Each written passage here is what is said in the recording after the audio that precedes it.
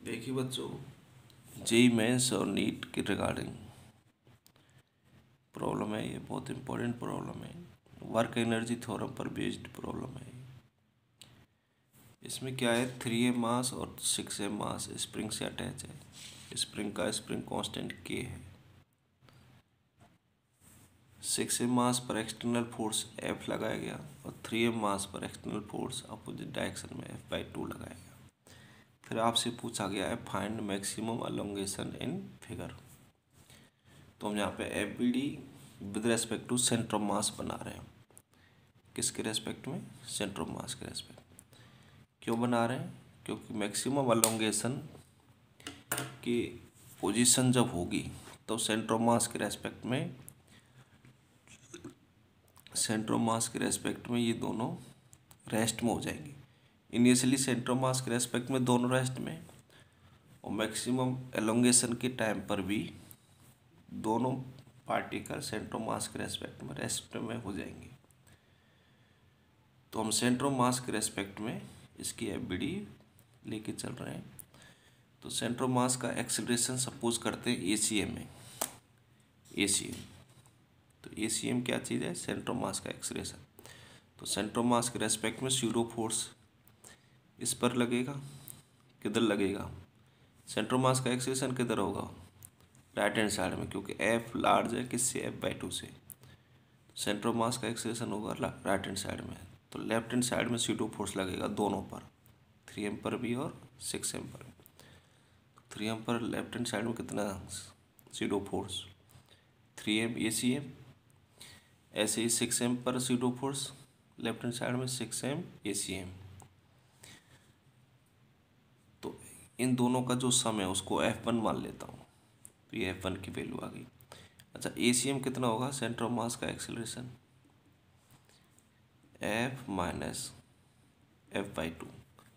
ये external right hand side में F और लेफ्ट हैंड साइड में एक्सटर्नल F/2। तो net external upon total mass.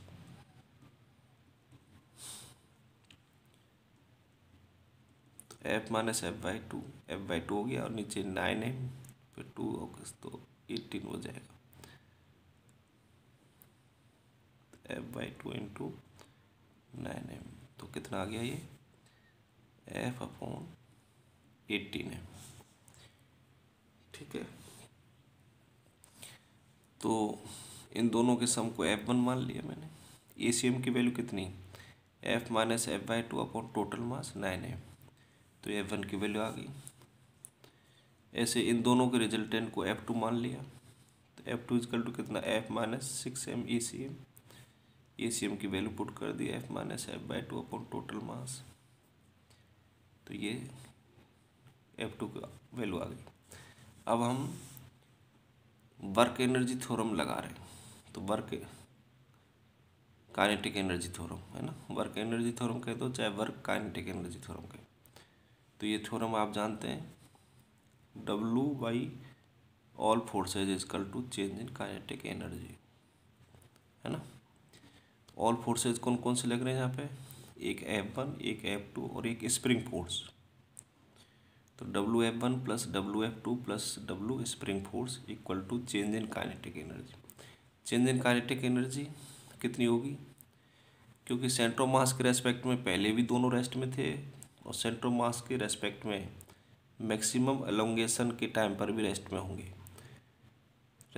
इसका मतलब काइनेटिक एनर्जी पहले भी जीरो थी और बाद में भी जीरो। तो 0 माइनस 0 0। ये स्प्रिंग फोर्स कंजर्वेटिव फोर्स होता है, जिसकी वजह से जो वर्क है वो minus change in potential energy के इक्वल। तो minus change in potential energy.